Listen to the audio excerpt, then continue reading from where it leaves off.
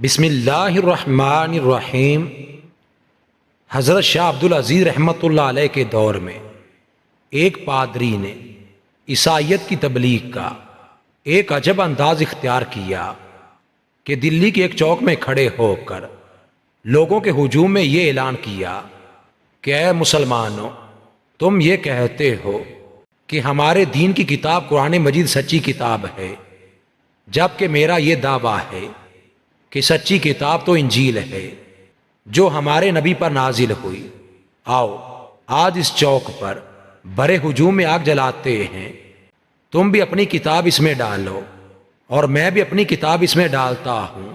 جو کتاب سچی ہوگی وہ محفوظ رہے گی اور جو کتاب ناحق ہوگی وہ آگ میں جل جائے گی۔ لوگ دوڑے دوڑے آئے حضرت شاہ عبدالعزیز رحمۃ اللہ علیہ کی خدمت میں اور سارا ماجرا کہہ سنایا۔ آپ ان لوگوں کے ساتھ اس ہجوم میں تشریف لائے۔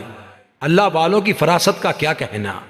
آپ نے فرمایا، میں اپنی اس کتاب ہدایت سے محبت کرتا ہوں، اس وجہ سے اسے آگ میں ڈالنے پر رضامند نہیں ہوں، لیکن آؤ ہم یوں کر لیتے ہیں کہ آگ کے اس الاؤ میں تم بھی اپنی کتاب سینے سے لگا کر کود جاؤ اور میں بھی اپنی کتاب اپنے سینے سے چمٹا کر آگ میں کود جاتا ہوں۔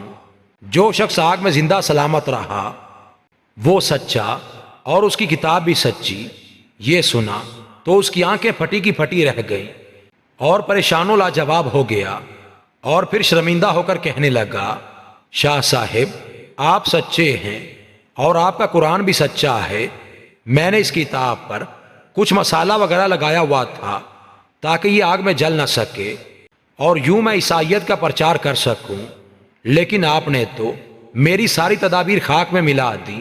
میں آپ کی مومنانہ فراست کو سلام کرتا ہوں اور یہ عہد کرتا ہوں کہ آئندہ اس طرح کے ہتھ کنڈے اپنا کر لوگوں کے ایمان کے ساتھ نہیں کھیلوں گا، اور آج سے میں یہ اعلان بھی کرتا ہوں کہ میں اس سچے دین اور اس سچی کتاب پر ایمان لاتا ہوں۔